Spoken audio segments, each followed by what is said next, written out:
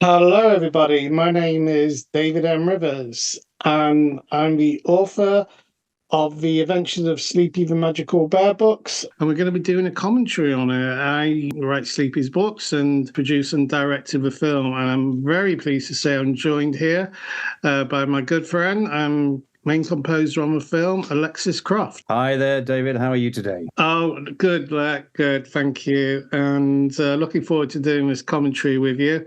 Lots to discuss. I mean, the film, as you know, was made throughout the lockdown pandemics with all the cast being in their homes, filming on their mobiles. Exactly that. And what a triumph it was, too. It was quite incredible that quite so many people could actually get a full-length film made from sitting at home and doing it all remotely. Absolutely incredible task. Yeah, from start to finish, really. I mean, that all the live action was completely filmed in people's homes on 2-3 meter green screens. And as we'll go through the commentary, you know, the challenges that both the actors and the editors faced were pretty big to make this work. So, yeah, shall we get started? Let's get rolling. Great. Okay. Well, everything starts with an introduction. So, really, looking at our first shot is the intro of the Adventures of Sleepy the Magical Bear, which it has a nice blend to it. I like that the font is actually used in sort of similar to the actual books I wrote, and you know, I like the starry background. I think it gives a bit of a magical kind of glittery effect. Yeah, no, it's good. And then moving on, we go into the Father Christmas scene, which was reasonably challenging to film, mainly because of a lovely chap called Michael Townsend, who helped in many ways on the film. Did all the live action. I mean, he plays Father Christmas as his kind of other thing during the festive season, and Michael turned his, you know, he put about he actually mapped his room around with green screens, so that made life a bit easier. And so was he just shooting it off one camera then? Did he just set his phone up in the corner and just sort of do multiple shots, or did he have a few different cameras? How did he do that? Yeah, he had just the one camera. He was running backwards and forwards, you know, from the camera. I was directing him on Zoom, and it took quite a few takes, but luckily Michael had quite a few green screens going on, so literally his was probably the best setup, and that helped a lot in getting the, you know, obviously all the positions, etc. So the rest of what we can see is really 3D animation background, and the dust coming out of the back of the sleigh was a nice little effect, and the fire glowing. So yeah, it was a nice intro, and I wanted to do a Christmas scene to start the film for obvious reasons. It's film being out, you know, Christmas Eve. So although Santa Claus isn't in the book, it's before the film starts, and it gives it a bit of a festive feel to it. So then we come on to a really important message. I mean, this is the whole point of doing the film. It's to raise money for NHS charities together, or for the NHS via NHS charities together. And, you know, that message, you know, is sort of the flagship of why the film was made. Joined us reasonably soon after Eddie the Eagle. So, as you're probably aware, I'm a slightly big fan of the Hobbit trilogies and Lord of the Rings. Slightly delighted when Richard agreed to come on, you know, for all the same reasons as everyone else, you know, just, you know, to raise money for the NHS. So, yeah, but that was that's Richard's credit there. So we're on the narrative scene. So, lovely lady called Judith Martindale plays the role of a narrator. So again, we're still staying on the Christmas theme with, lots of kind of Christmassy elements going on there. The tricky thing in this scene was actually the book, tracking the book. So we got it right at the end, but it took a little bit of doing with one of the editors cracked the code on that and made the motion tracking of the book all make sense. So I like the little bit with Splash, the dolphin, in the picture. Yes, it's quite funny, almost like the dolphin's trying to take part somehow. Yeah, actually, dolphins do play a big part in the future Sleepy story as well. So it's nice for me to get a little start to the film with a dolphin. And this next shot is where the scene cuts into the opening scene. So lots of dust flying around, and it leads us into the street scene. This is where we first meet Jenny, isn't it? And we sort of see the setting as to where she is and her mum and everything. Yes, that's right. Yeah. Now, this background changed a few times. It was a challenge to get all the perspectives correct, but it does work. You know, everything as in the book starts with a rainy day and an Easter morning. So I mean, and we had some great extras as well who obviously are in this scene. So yes, there's a particular fellow in the doorway that's standing there looking very miserable in the rain. Yeah, I think he's in pretty much all the scene as well. So when we come to the toy shop, so funny, right? We've got Jenny splashing around down the puddles with her mum. So in case anyone hasn't spotted, that is her. But Sarah is Larnaca, who plays Jenny. So they're mum and daughter in real life. Okay, so once Sarah and Larnaca come out, or should I say Jenny and Mrs. Onion come out of the street scene, they wander into the toy shop. So this is a really important scene. It's I really like this shot. It just mirrors the first picture in the book as well so closely, and everything sort of ignites from here. How Jenny's just walking around, randomly around a toy shop, and all of a sudden she sees this bear who she hasn't given a name to yet. And the music you did for this scene was really spot on. Yeah. I tried very much to kind of, sort of intimate that thing of where there was a sudden sense of not just surprise, but it was the first time that she had actually encountered magic, and there needed to be some sort of musical sort of bent towards that. Yes, most definitely. It was spot on for the scene. And yeah, again, this is one of my favourite shots where, like I said, it's that first encounter between Sleepy and Jenny. As we know, Jenny takes Sleepy home. So the next shot we come to is in Jenny's bedroom, which works well. It's all got my sort of favourite colours, purpley, pinky type colours mixed in. And it's really the bonding begins between Sleepy and Jenny. So, and a very important part because we hear Sleepy talk for the first time as well. Yes. And Sleepy's his voice is played by Keith Hahn, who did a really great job on getting Sleepy right. I didn't have a kind of a voice in my head for Sleepy, and after listening to quite a few auditions, Keith nailed it. So that was great. And this next shot is Bubbles. So it's basically Sleepy showing off his magical powers to Jenny, and all these bubbles flying around, and we start seeing animals in the bubbles, and it's really just to start introducing Sleepy's magical powers to everybody. So after a song in the bedroom scene, this next shot we go into is the kitchen scene. And whenever Sleepy waves his right or left paw, magic dust comes out and magic happens. So this shot with him in the green outfit is the start of the kitchen scene. And again, your track here is one of my favourite ones. It's a nice, bright, breezy kind of kitchen morning type breakfast piece of music. Yes. I was trying very hard to sort of, not get too magical with the music yet, but to sort of just create the scenes as though she was just discovering the early sort of stages of what could be. So I was trying to sort of blend, sort of normal day-to-day routine, almost like you had the kind of Radio 2 on, and then suddenly some magic would happen and the music would sort of lift into the sort of magical realm. Yeah, no, totally. This next shot's a little bit of animation, special effects with the milk. We had a piece of toast fly out before this shot, and then we come to the milk pouring on the cereal with Sleepy looking on and Jenny looking quite amazed. And having just met a magical bear. Yeah, no, totally. Yeah, it's really, the more magic Sleepy does, the more Jenny's like, oh my goodness, what is going on? But she's, just really intrigued about Sleepy and his magical powers. So we leave this scene and we go into the science scene. So I know this is one of your favorite tracks. I love this track. Yeah. I thought this was great. I was trying to, again, emulate the sound of all the chemistry lab equipment, all the little rattles and tinkles that you get when you're sort of stirring up sort of all these potions in the glass and stuff. But also wanted to make it sound a little bit almost like a kind of like an opera or a ballet, just because I don't know. I just felt that there was some sort of need to sort of flesh it out in that kind of way.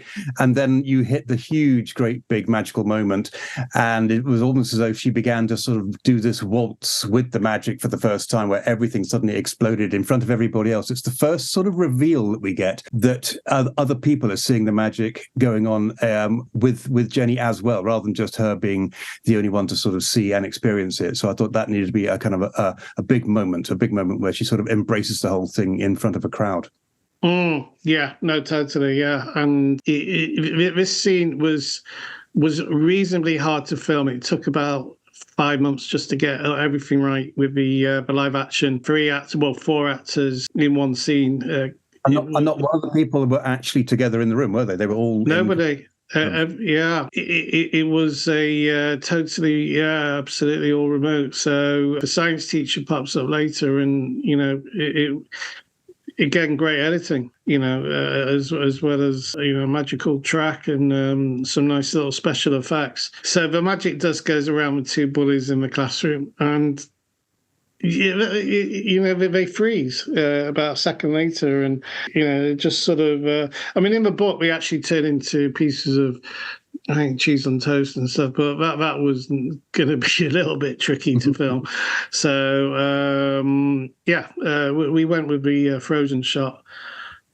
So we come after the science scene, we come to outside Tupstall Primary School, which is Jenny and Sleepy waiting at the bus stop.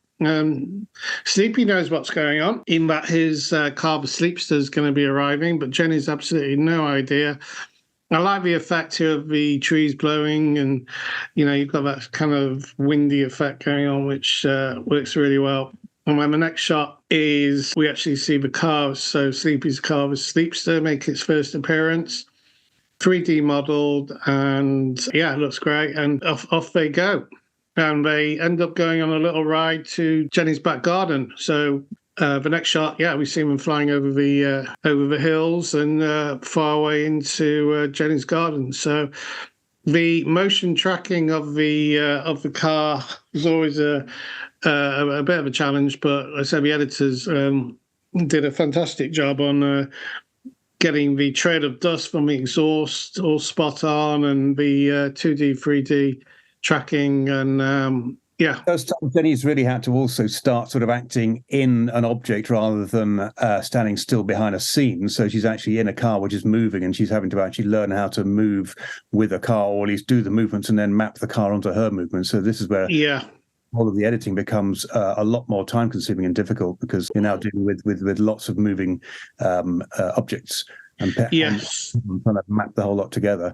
Must be a task and a half. Yeah, it was tricky. The car scenes were pretty fiddly from the start, really. But like you said, getting the live action to make sense with the video footage was part of the puzzle, really. But it all sort of makes sense in the film. So the next shot we go to, we're off to Gravy Beach, and the father is played by Ian McShee, so that's Mr. Harold Onion.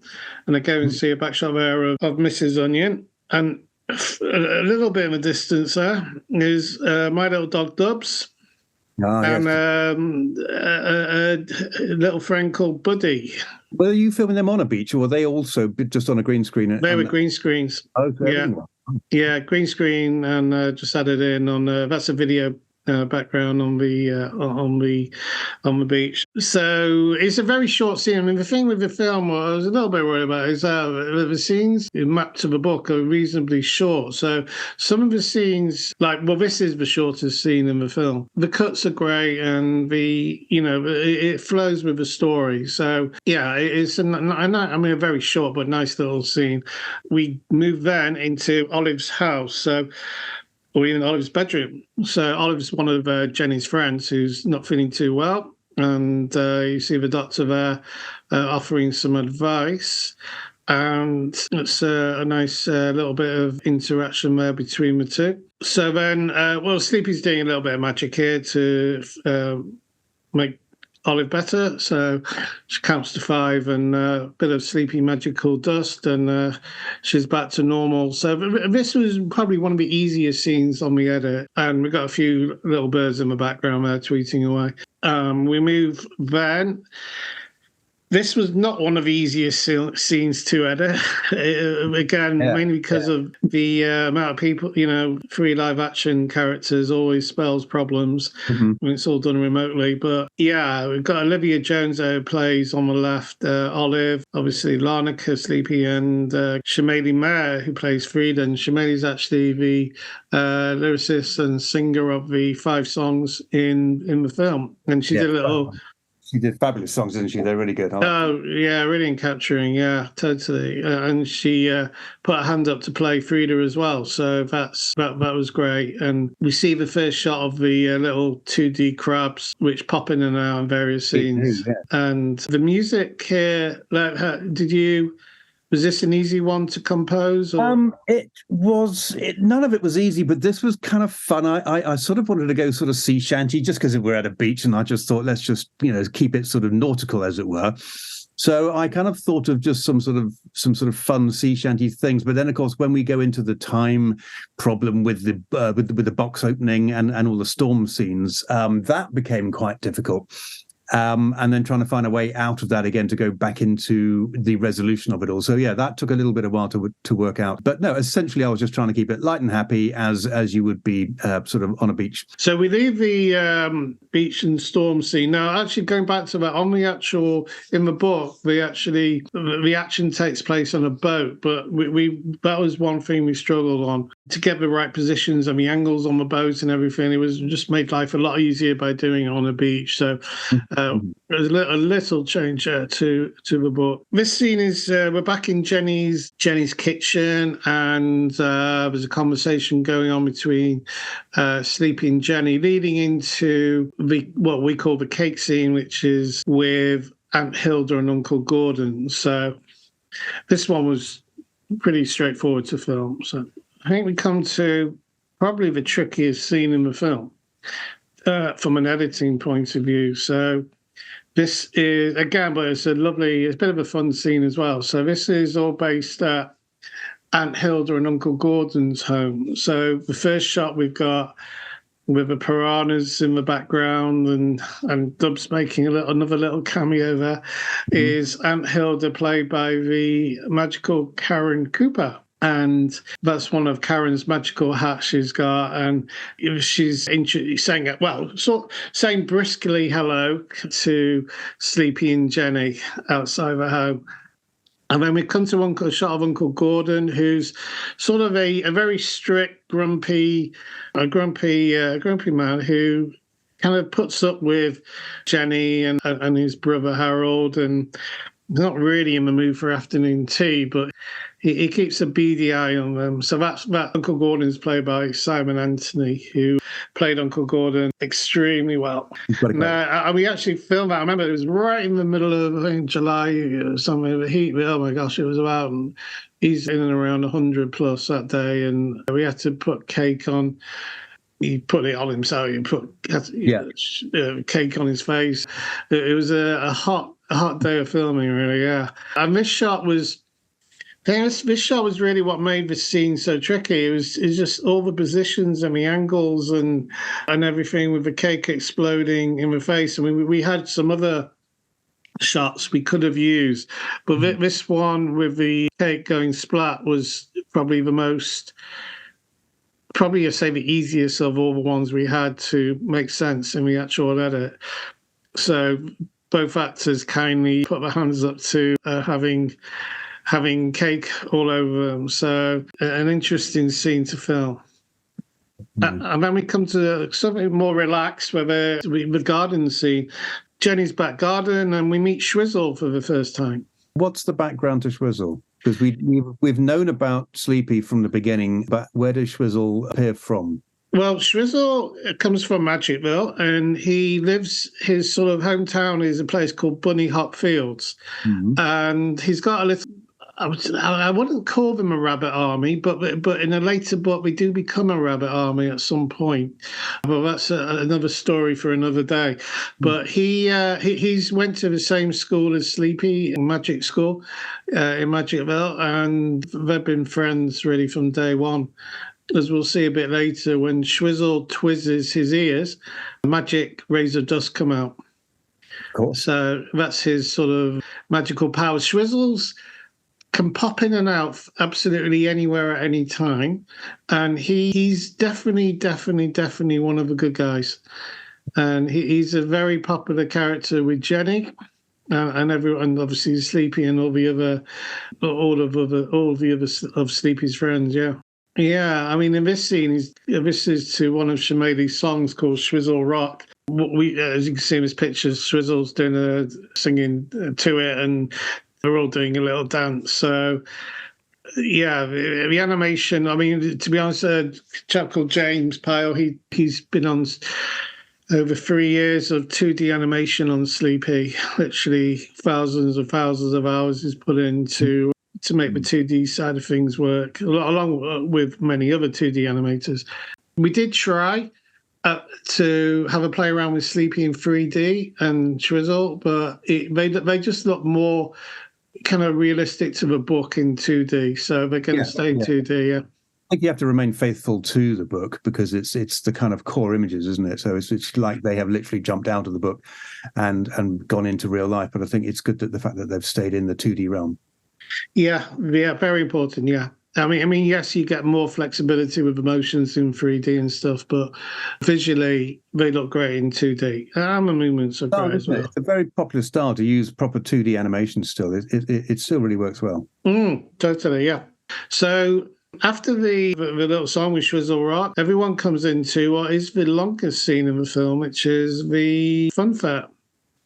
Now, this wasn't going to be set at night, but I thought it's going to be more magical if it is, and we can get some fireworks going on and give it that sort of contrast with all the great colours. Every scene so far has been in the daytime, and this has given you a nice chance, especially as it is such a long scene, to use up every single available background for, like you say, for the fireworks, and all the colours seem to be really contrasty and sort of vivid and nice, which is exactly what a fun fair should be. No, it's Isaac, 3D animator, modeler, compositor, Isaac Money. Isaac's done massive amount of work on the film, and this is his creation, the fun fair, and he's really worked so hard on the scene. He's did an amazing job. Yeah, so again, sort of similar to the card, Jenny filming on a roller coaster on a stall with a green screen and. Because, of course, roller coasters in her mind might have been different to a roller coaster in your mind, and she's having to sort of like sway and swing and dip and buck and all sorts of things. That must to actually get together and look like they're all doing the same thing again. Yeah, I mean, I had a video playing of the demo roller coaster relaying the instructions. I mean, it was going so fast, Larnaca wouldn't, even we didn't have the luxury of having a screen in front of her so she could follow the motion. So it was literally me kind of giving out directions on Zoom, and Larnaca, who did a great job of getting the up, down, left, right, and all that on the roller coaster. And the track here, when you first sent me this, I think I said to you, like, can you do something a bit funky and rock and rolly type for the scene? And again, one of my favourite tracks is the one you did for the scene. Yeah, this was really good fun. I'd had some sort of ideas about this previously, just knocking around my head for just sort of an interesting piece of music. And I thought we need to get away from the sort of Western orchestral sound for this particular thing. You're at a fun fair. The thing you hear at fun fairs is loads of big music, loads of great sounds.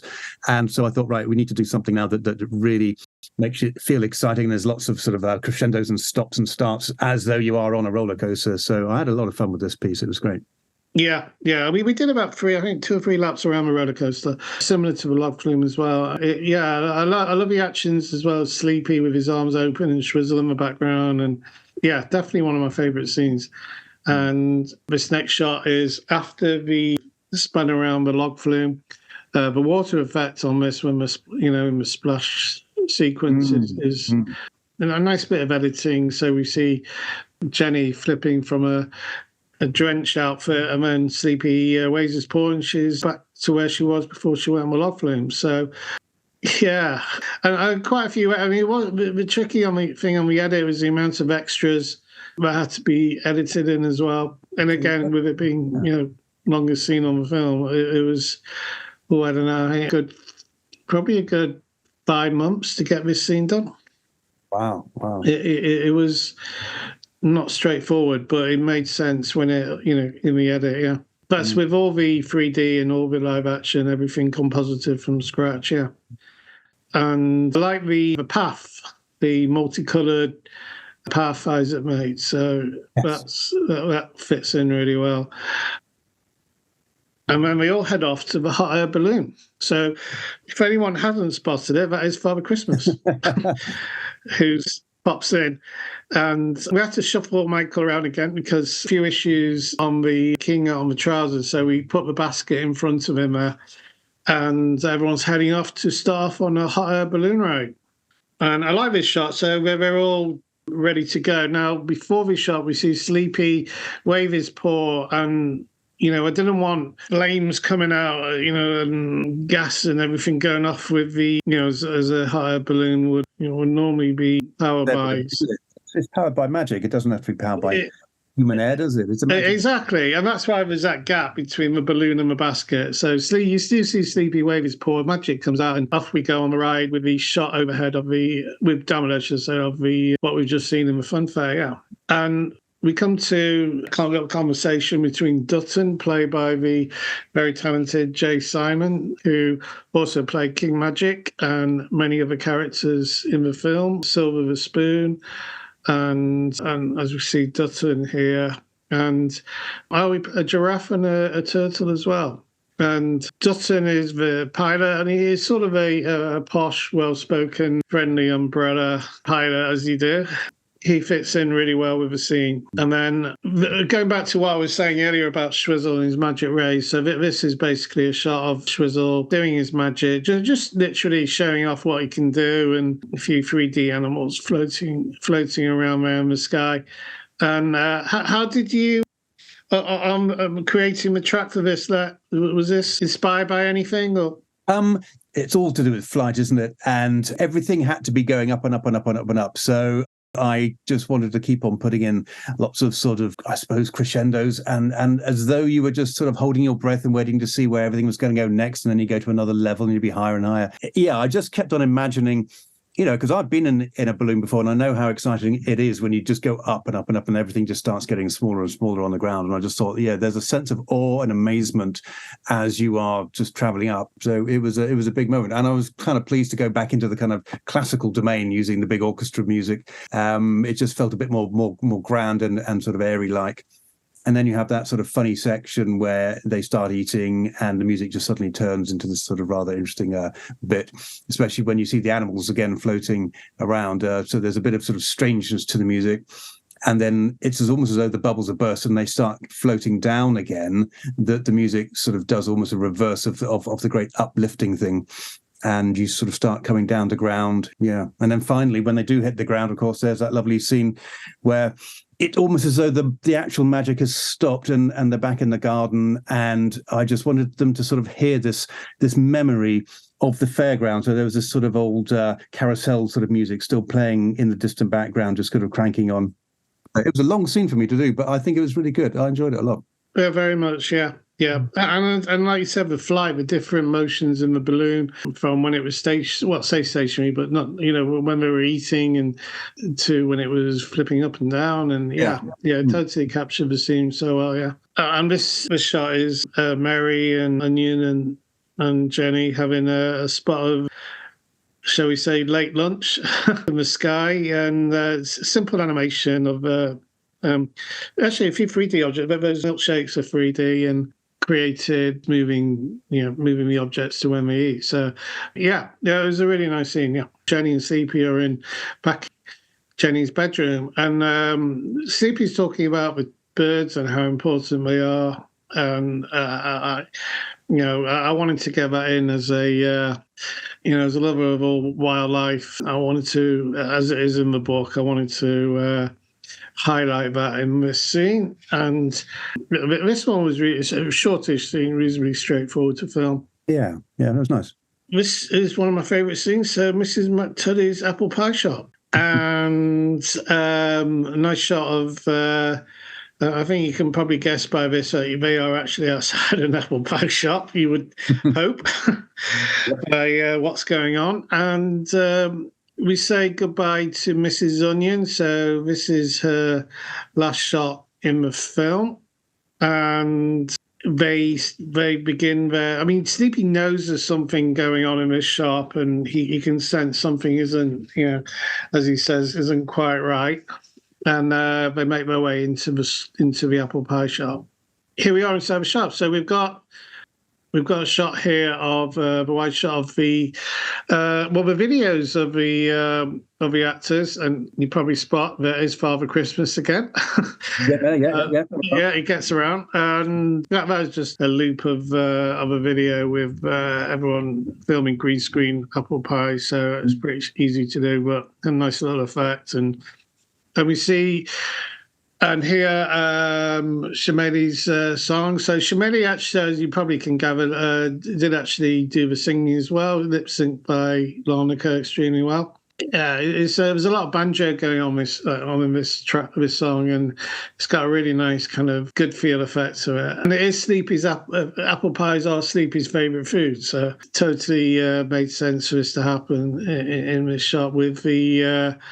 So many apple pies floating around and stuff. So the cutlery, all 3D, dancing around as well. I like the dancing cutlery. I thought that was a nice touch. Yes, all makes sense. And your track was nice as well. It had blending in with the sort of the catchy song, but also a nice. That's where I kind of started with it. I listened to Shemeli's song and really listened to it carefully and thought, well, what are the key elements in this other than the melody that she's singing? And I just sort of thought, right. And I literally just took her chord structure and fleshed it right out into, again, the sort of a rather large classical piece. But it was lovely. It was just nice to sort of, because I kind of start the theme going. Her song then solidifies the whole scene. And then I just play out as a sort of a little pastiche on the way out, just to sort of remind us of the song again. So it was all tied into Shemeli's song in the first place. Yeah, no, definitely a very, very, very hard scene to edit. The issue was really, as you know, we were all filming remotely, and we had quite a few lighting issues on the keyouts of the footage that came back from Jenny, purely down to how tricky it was when Larnaca was filming this scene. We had just literally on the shadows and the lighting and everything. So it took a good few months to get the footage usable for Jenny on the scene, but we stuck with it, and Peter did a great job on it. And then I had to get a shot of Sleepy eating his favourite food, so his munching his apple pie there. So is he a cream guy or is he a custard guy? I can't see. Is that cream? His ice cream. Ice cream, of course. There you go. Yeah, vanilla, ideally. And then we leave the apple pie shop, and Mrs. McTuddy, played by Fiona Taylor-Smith, tells Sleepy, you've got to head off to Magicville, because the whole pace of the film changes at this moment, and from Sleepy and Jenny getting to know each other and Sleepy showing his magic, it now reverts, well, we've got a rescue mission that needs to take place. This is a moment where Sleepy's telling Jenny that they need to rescue Sleepy's friends, Cuff and Sunshine, who are captured on board the Slippery Snake by Pirate Penguin and his crab army. And basically, Pirate Penguin wants to take over Magicville. And he knows the only way of doing that is by capturing a secret formula, and which gives Magicville its magical powers. And he also knows, I'm just sort of diving a little bit into book 2 as well, but he also knows that Cuff and Sunshine know what the formula is. So hence his reason to capture them. And that leads to rescuing it leads to where we are now to the end of the film, which also leads into the next film. Back to this shot, it is a very important section of the film. So I think it's the first time I actually used some sort of dark music, some actual eerie stuff, because up till now it's all been fairly bright and exciting and fun and magical. And this was the first time I thought, we need to sort of pop a little bit of sort of seriousness to it. Not life-threatening, but certainly something that makes us think, oh yes, there's an actual element of need and of some worry and all that kind of stuff, because you can't just have a film obviously full of just happy music, because I think the listener will just get really bored with hearing everything being fun. So first time that we're actually able to go, there's a serious moment here, and we need to gather our forces. So yeah, it was a good absolutely, yeah, I completely agree. I mean, it was the this sort of changing element, which it makes sense, but it also encaptures exactly, this isn't just a normal chat. Like you said, this is like, okay, things are going to change. We've got to now leave Earth and somehow get to Magicville, which Sleepy knows how to do, but it just kind of all starts from this scene. It's the first kind of real turning point, wasn't it, of the whole film? Yeah, absolutely. And it goes back to the point when Sleepy's outside Mrs. McTuddy's. He knows something's going to happen, and it happens to be that message Mrs. McTuddy gives him, and here we are with, the rescue mission that begins. And that leads us to the Singing Rock. Yes, Eddie the Eagle, yes. So Eddie had to play an eagle. The voiceover was a bit of a no-brainer. And he plays the character Paito, who says hello, welcomes Sleepy and Jenny to his home at the Singing Rock. And we have a little conversation, and Paito flies off. So yeah, we mixed around a few different colours for Paito, and Eddie was more than happy to go with this salmon-y type colour. So yeah, that worked well. I'm so delighted to have Eddie on the film as well. And then we moved to the Singing Rock. So the voice of the Singing Rock was very delightfully sung by Kathleen Ann Green, who really captured a lovely little song she wrote. Did you have any input on the words? Was that all just going back? Not this one, no. She sent this over, and I just listened to it and thought, wow, and what a voice this woman has. It's absolutely gorgeous. So yeah, I was extremely working with her. No, totally, yeah. In future scenes, but yeah, no, I had no input with the words to this. And the Singing Rock looks great, and I think the more you look at the actual rock shape, it looks, it's the shape of it just. You can sort of see a body there, and amazing, isn't it? It really is a very person-looking rock. You can see it. Like a person wearing a rock suit. yeah, no, completely, yeah. That would have been a tricky one to film, but yeah. And the shot with Sleepy and Jenny. So Sleepy's actually captured the message at the top of a rock, and he's really basically just reading his instructions, what he needs to do to Jenny, and they're ready to head off to the next scene. And then after the Singing Rock, Sleepy realizes he has to fire the message. He has to head off to Professor Pear's house. A very short flight later in the Sleepster, and I really like this shot. And then the closer they get towards the Pear house, the more you kind of want to see it. And, what is a Pear house doing in the middle of a purple field? And here we are. So, yeah. Definitely a short scene, but a really, sort of a very magical scene. And was this an easy one? Again, would you say more just a straightforward flying scene, or did you make any little tweaks to it?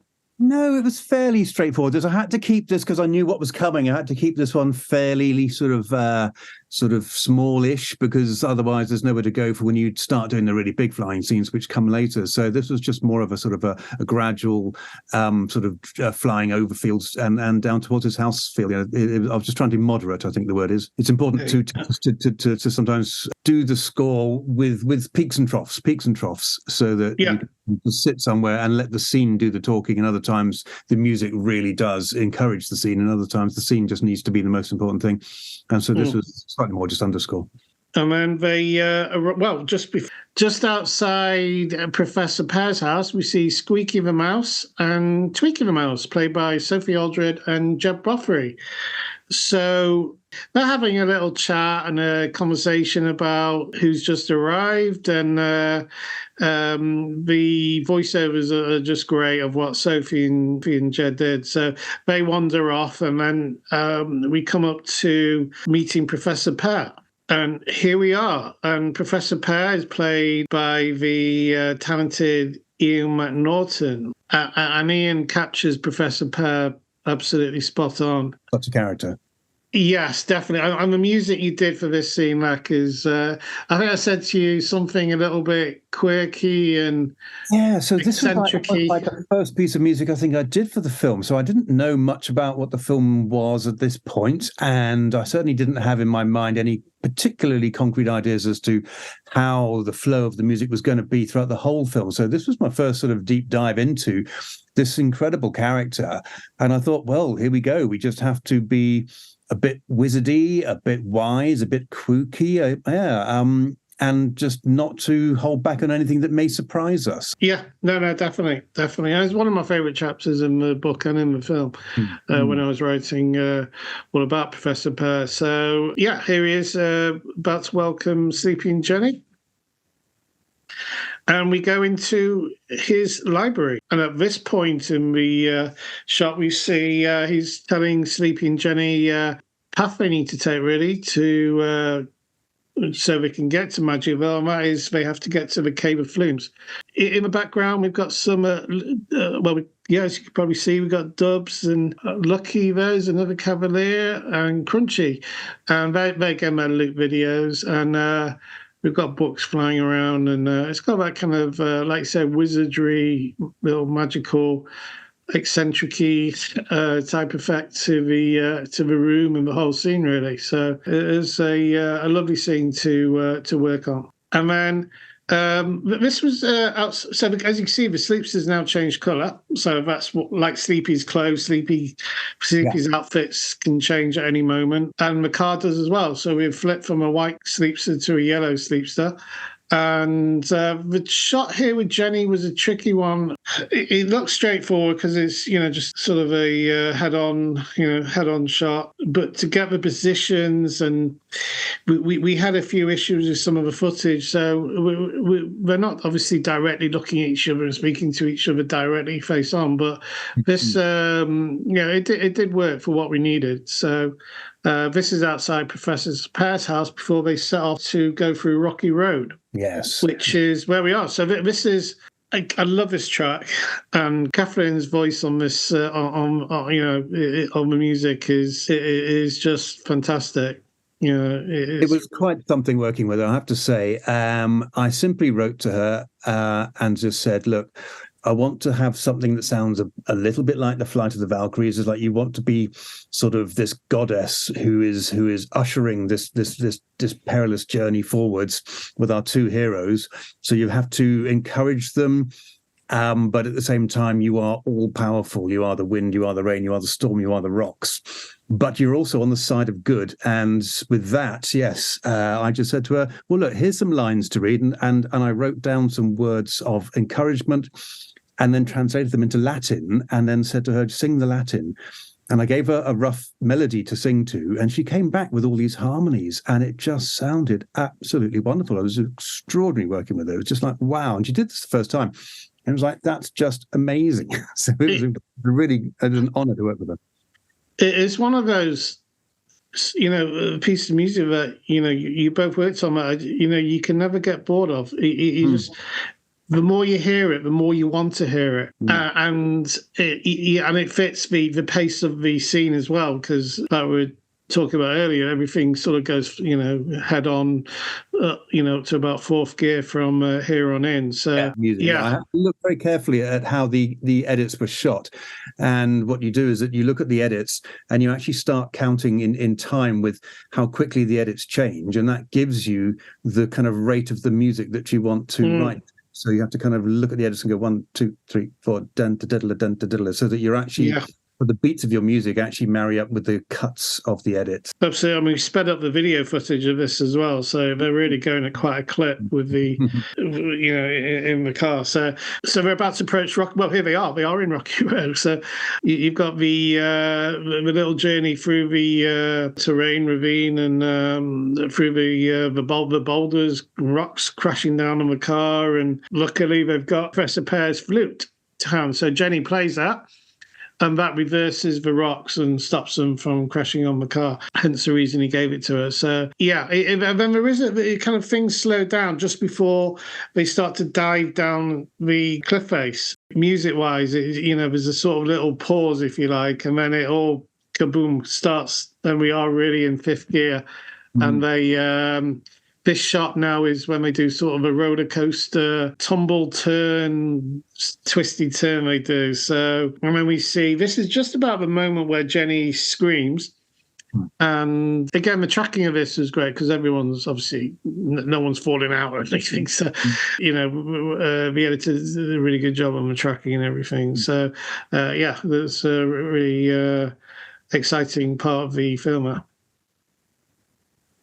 And I love this shot as well as they're skimming across the water and heading to the kind of the start of the journey. And now we come to seeing a couple of beavers. So we've got Sylvester McCoy and Karen Cooper, who play two beavers, Nors and Nibbles, in the film. And as you can see, they're just having a little conversation with the sleepster about to arrive very, very soon.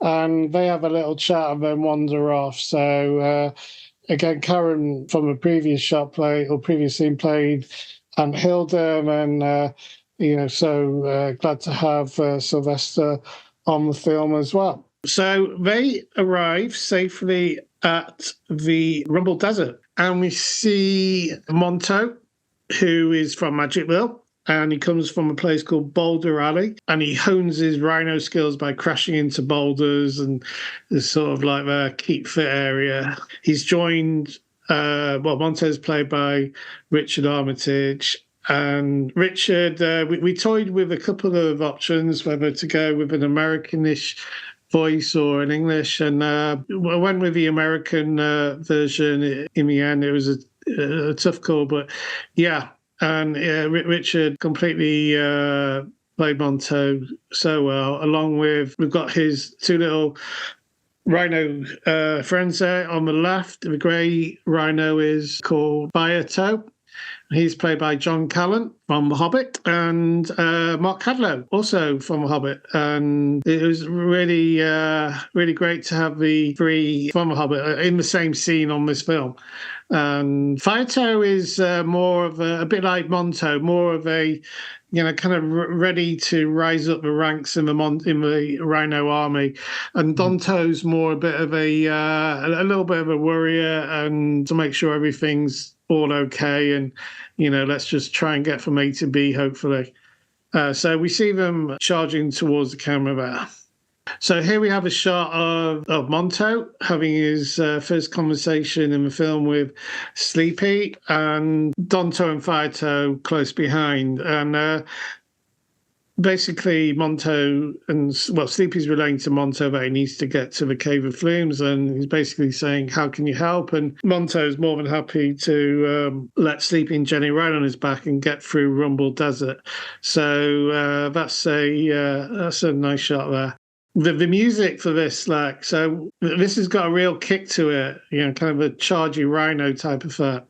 Yeah, I sort of wanted to get away again from the classical sounding music. I needed something, and having just had the great Rocky Road thing with Kathleen, I thought I need to have some more kind of guitars, drums. We're talking about rocks and rhinos here, so it had to be a bit of rock music. Absolutely. And then we've got the 3D boulders crashing towards Monto. So that was all 3D thrown in with a bit of special effects. So the timing was the tricky thing, which we obviously got right. So yeah, that was a reasonably ish straightforward scene to edit, but it was.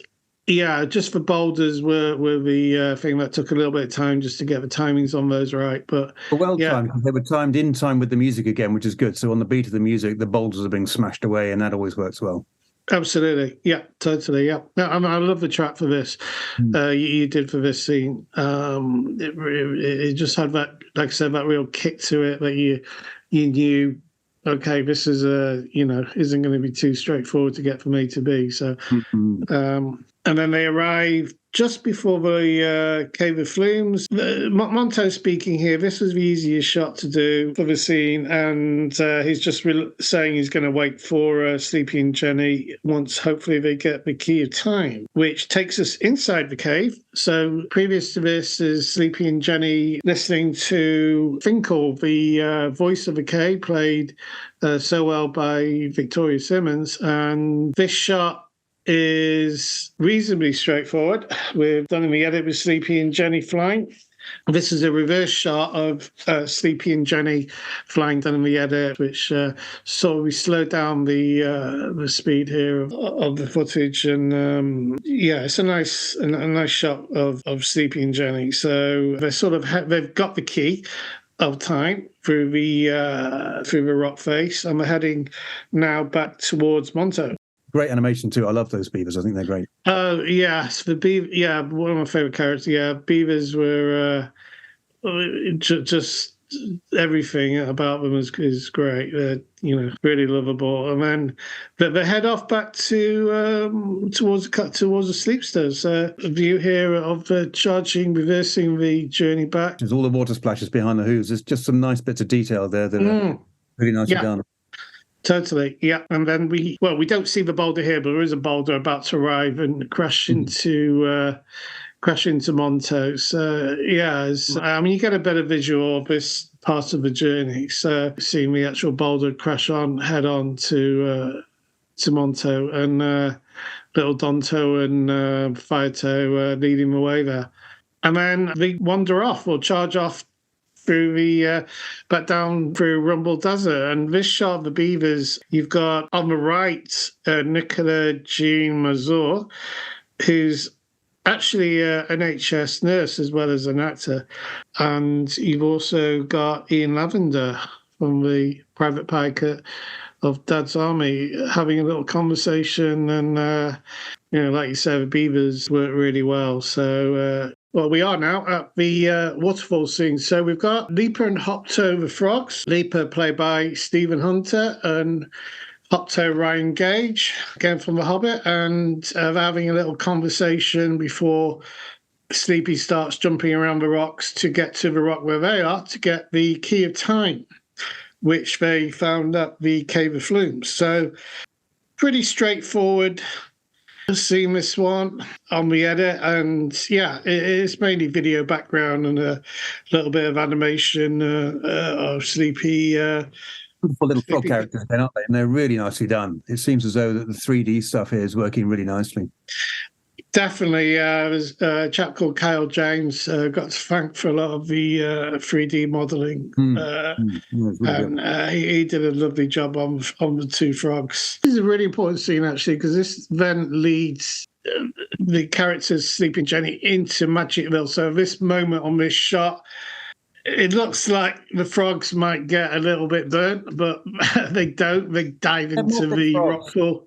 We see the two frogs as they say goodbye to Sleepy and Jenny, and now we see them in the time hole, and cracks of thunder and lightning going off, and they're making their way into Magicville. And the track on this one, like, was this? Oh, this was you just wanted chaos. it? I remember. Yeah, I remember you saying that that for the time portal, it just had to be chaotic. There was no music to this at all. It was a case of all things musical were out and all things crashy and smashy were in. So I just gathered all my best percussion and threw everything at it, and it was actually quite fun because it was just designed to be completely crazy and mad. As the entire sort of fabric of the world sort of ripped open and they disappeared through this time portal. It was good. It was nice. Absolutely. Yeah, no, totally. I mean, it's only a reasonably short scene, this, but it really, the effects and the track just, completely capture what is needed to happen. They are in a time hole, and you get that feeling that what is going to happen when they come out of it. So here we are. They've come through the time hole, and they're literally just starting their journey into Magicville. As you can see, the car's changed colour again to purple. So the Sleepster's now in its final colour on the film, which is purple. That they're literally now in Sleepy's world. So. And the first stop we need to get to is this airport, Magicville Airport, which is all 2D animals with a few special effects going on in the kind of kiosk there, and you can see King Magic's palace in the background. And you've got flying pelicans, and you've got the sky rotating colours, and it's it's actually, if you notice, the actual flooring on the airport is the same we used in the fun fair, so which made sense. Yeah, I mean, the thing with Magicville is the colours. Everything changes colour. It's not bland. It's a world of magic and colour, and not bland. That's what we try to create. So yeah, there's a lot of animation here with so many characters all pitched into one airport departure lounge, but hopefully it all makes sense. Does it take longer to create a scene like this with just 2D animation than it does with when you've got live action with it as well? Is it actually just to do? Yeah, yes and no. It depends on the number of characters. I mean, this one, because there's 1, 2, 3, I mean, nearly 10 characters or so, was reasonably time consuming. And then there's an elephant Snorkel who pops in as well in a minute. So I would say it all really hinges on the number of characters and what they're doing, because the second... Not having to worry about, outtakes and bloopers and lighting problems that we have had in previous scenes. Yeah. Yeah. Well, that's it. And the next film's 80% animation, so it's going to make such an easier edit for that reason alone. I mean, we still need to do live action filming in the next film, but in a studio this time. But certainly will be easier, although it'll be heavily 3D animated. Sleepy will stay 2D and Schwizzle, but this scene itself took about 4 months to make. Wow.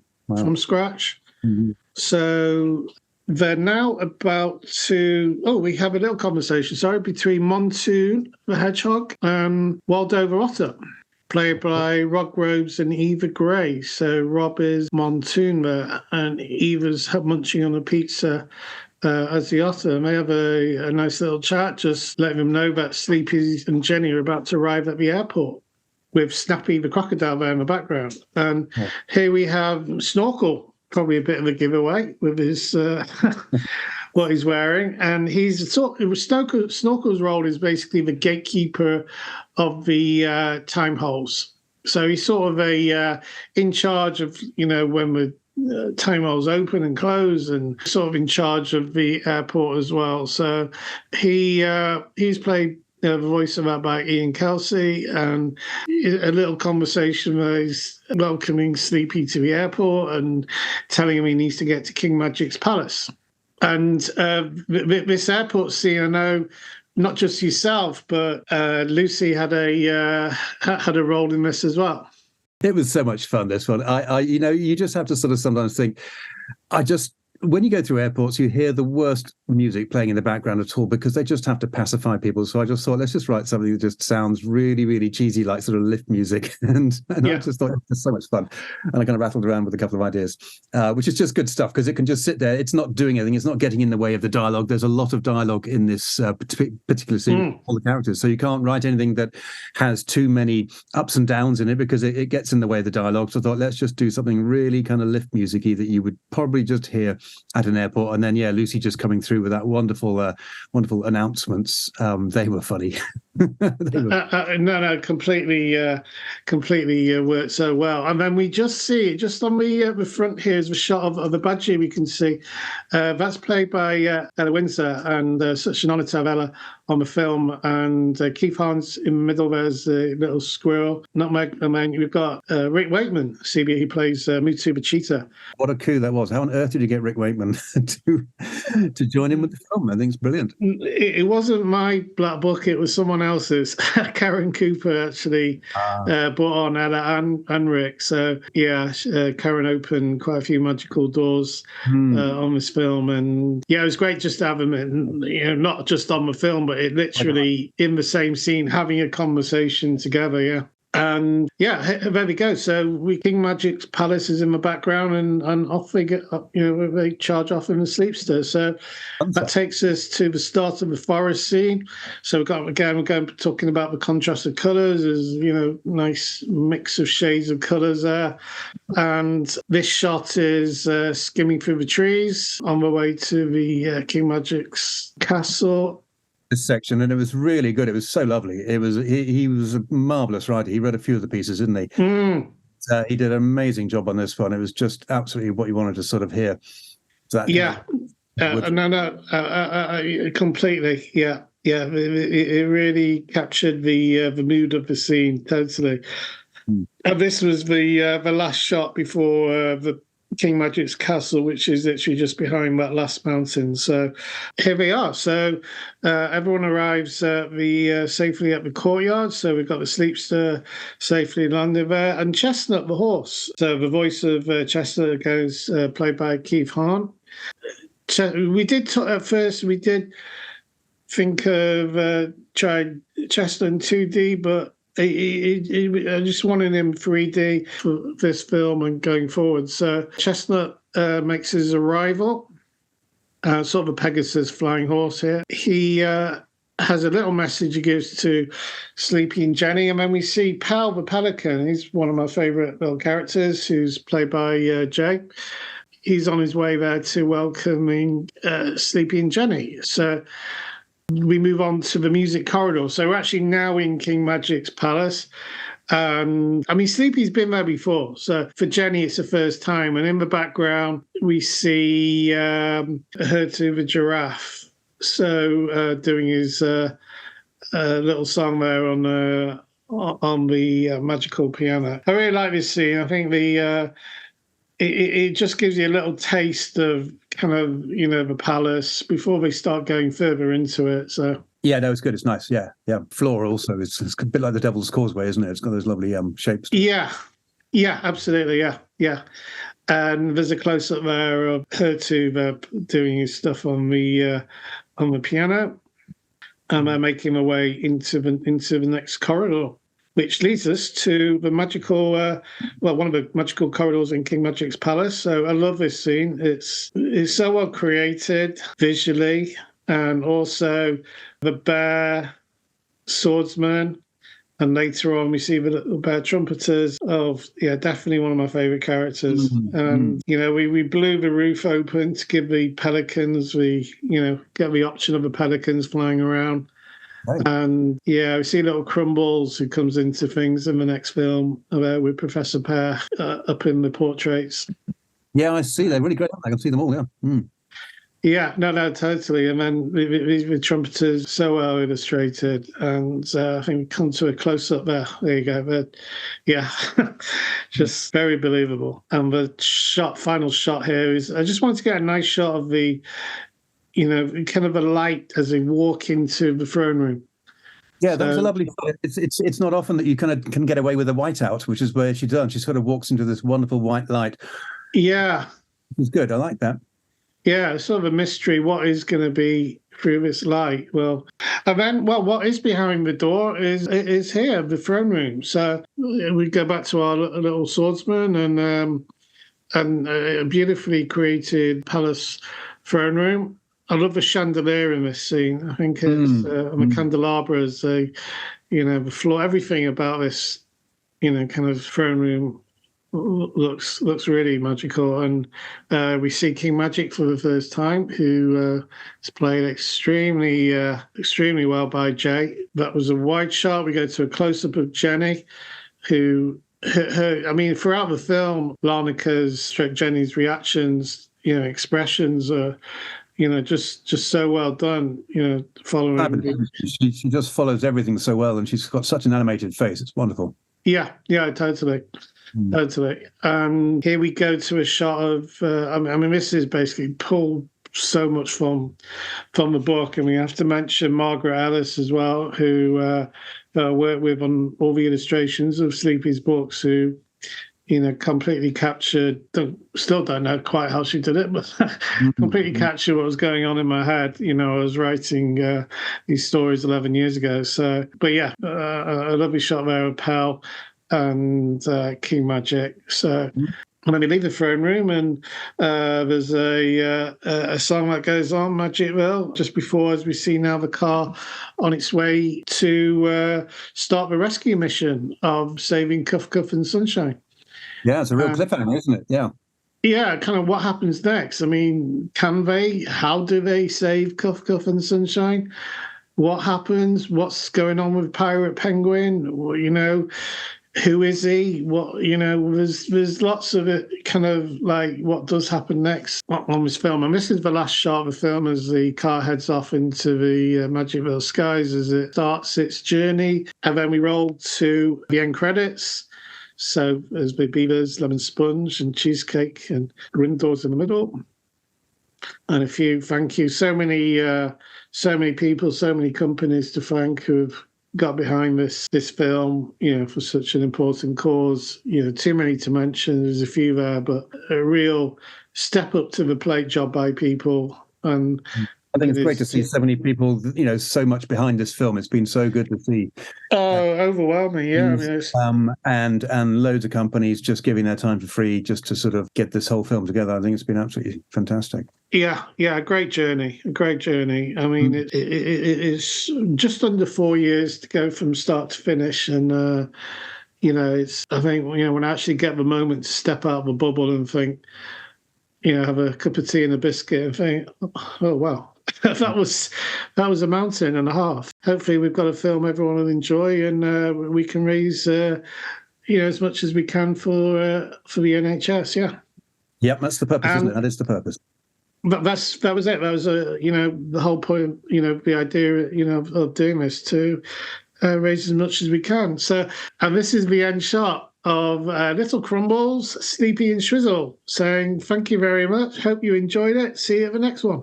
David, it's been absolutely lovely speaking with you, and I'm sure we're going to raise some good money for the NHS, and a huge thanks to everybody that was involved in this film. It's been an amazing journey. Thank you. Thanks, Lack. Always a pleasure. Great fun to do this commentary with you.